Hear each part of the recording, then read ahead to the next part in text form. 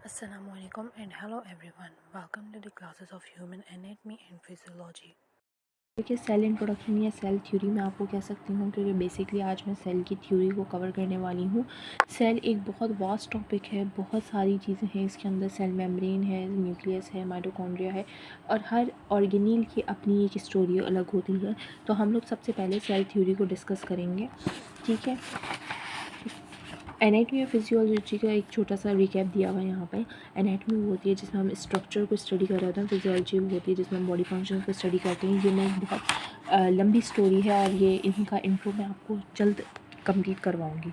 अच्छा जी, इंट्रोडक्शन अगर मैं बेसिकली शॉर्ट में बात करूं तो हमारे पास रॉबर्ट हुक ने स्टडी किया था, डिस्कवर किया था इस सेल को सबसे पहले जो है 1965 में, ठीक है। और उन्होंने जो है वो बताया था कि ह्यूमन बॉडी जो है वो कंपोस्ट होती है, यानी कि बनी हुई होती है ट्रिलियंस ऑफ सेल से, यानी कि मल्टीपल टाइप ऑफ सेल्स होते हैं जो कि यूनाइट होते हैं, कंबाइन टुगेदर होते हैं और एक स्पेशलाइज्ड फंक्शंस परफॉर्म कर रहे होते हैं और एक बॉडी को जनरेट कर रहे होते हैं। डिफरेंट टाइप के सेल्स भी होते हैं, सेम टाइप के सेल्स भी होते हैं। यूनाइटेडली ये लोग वर्किंग कर रहे होते हैं ताकि बॉडी को न्यूट्रिशंस मिल सके, प्रोवाइड हो सके उनको फूड, ताकि वो उस बॉडी को जो है वो फंक्शंस वर्किंग में रेगुलेट कर सकें और अपने एक स्पेशल फंक्शंस को जो है वो परफॉर्म कर सकें। अच्छा जी, सेल थ्योरी क्या होती है? Cell theory basically cell theory basically हमारे पास 3 डिफरेंट जो है साइंटिस्ट ने हमारे पास दी थी, ठीक है। जिसने सेल को जो है वो डिस्कवर करते गए और जो उसमें देखते गए उसके हिसाब से उन्होंने सेल को अपने हिसाब से बयान करते चले गए। सबसे पहले जो हमारे पास साइंटिस्ट आए थे उन्होंने हमें बताया था cell is a basic unit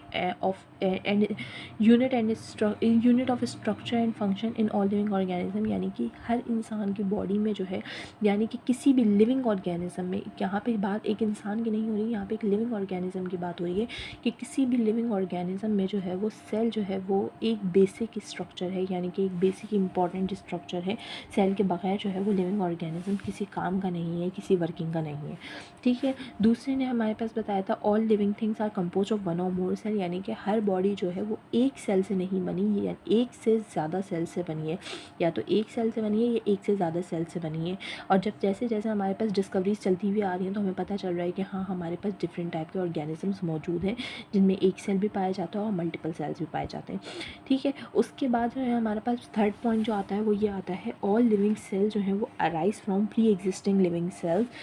हर तमाम जो लिविंग सेल्स हैं वो हमेशा जो है वो प्री एग्जिस्टिंग, यानी कि पहले से एग्जिस्ट करते हुए, पहले से ज़िंदा सेल से जो है वो डिराइव्ड होते हैं। कोई मुर्दा सेल से जो है वो न्यू सेल नहीं बनता, या फिर कोई ऐसा नहीं है कि एक जो है वो इंसान से जो है वो एक बकरी का बच्चा जो है वो पैदा हो जाए, ऐसा नहीं होता। ह्यूमन सेल है तो ह्यूमन से ह्यूमन सेल ही अराइज़ होता है, और गोट सेल है तो उससे गोट सेल ही अराइज़ होता है। ये हमारे पास 3 पॉइंट्स है बेसिकली सेल थ्योरी के। अच्छा जी, हमारे पास 2 तरीके के इंपॉर्टेंट सेल्स ऑर्गेनिज्म आते हैं। एक आते हैं हमारे पास यूनिसेलुलर ऑर्गेनिज्म और एक आते हैं हमारे पास मल्टीसेलुलर ऑर्गेनिज्म। यूनिसेलुलर ऑर्गेनिजम्स कौन से होते हैं हमारे पास? वो ऑर्गेनिजम्स जो कि एक सेल से बनते हैं, यानी कि they are made up of only one cell. इनकी बॉडी में ही टोटल वन सेल पाया जाता है। बहुत क्लियर हमारे पास एक एग्जांपल आती है इस अमीबा की, ठीक है। अमीबा जो है हमारे पास फ्री लिविंग ऑर्गेनिज्म है जो कि क्लियर और फ्रेश वाटर में पाया जाता है। पैरामीशियम हो गया, यूग्लिना हो गया, ये भी यूनिसेलुलर ऑर्गेनिजम्स होते हैं। ये यूनिसेलुलर ऑर्गेनिज्म है, इसके अंदर न्यूक्लियस पाया जाता है, साइटोप्लाज्म होता है, सेल मेम्ब्रेन होती है, और ये अपना खाना कैच करता है by the helping of their these type of movement. इसकी कोई रेगुलर मूवमेंट नहीं होती, कोई रेगुलर जो है वो इसकी बॉडी शेप नहीं होता, लेकिन ये जैसे ही अपने प्रे को जैसे ही अपने शिकार को देखता है, अपने इर्द गिर्द देखता है कि हाँ, इससे शिकार करीब आ रहा है, तो ये अपनी बॉडी को में से जो है ये इस तरीके से 2 आर्म्स बना लेता है। जैसे ये इसकी बॉडी हो गई और ये इसके 2 आर्म्स बन गए, न्यूक्लियस अंदर है, और ये इस फूड को आते हुए फूड को कैप्चर कर लेता है।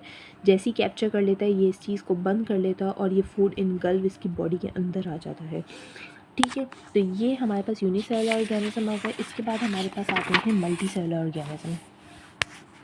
मल्टीसेलुलर ऑर्गेनिजम्स वो ऑर्गेनिजम्स जो कि एक से ज़्यादा सेल से बने हैं, जैसे कि हमारे पास बहुत सारी स्पीशीज़ आ जाती हैं एनिमल्स की। ऑब्वियसली देखें, हमेशा याद रखिएगा सेल एक ऐसी चीज़ है जो कि हमारे पास नॉर्मल आई से नहीं देखी जा सकती, नेकेड आई से नहीं देखी जा सकती, हमें माइक्रोस्कोप यूज़ करना पड़ेगा। तो वो चीज़ें जो कि बल्कि सेल से मिलके बनते हैं हमारे पास टिश्यूज़, और टिश्यूज़ को भी हम अपनी नेकेड आई से नहीं देख सकते, ठीक है। तो मल्टी सेलुलर ऑर्गेनिजम्स हमारे पास ऑब्वियसली वो ऑर्गेनिजम्स होंगे जो कि हमारे पास नेकेड आई से नज़र आ रहे हैं, यानी कि आम जीते जागते नज़र आ रहे हैं। वो तमाम जानदार ऑर्गेनिजम्स जो हैं वो हमारे पास मल्टी सेलुलर ऑर्गेनिजम्स कहलाते हैं। Thank you for watching. Don't forget to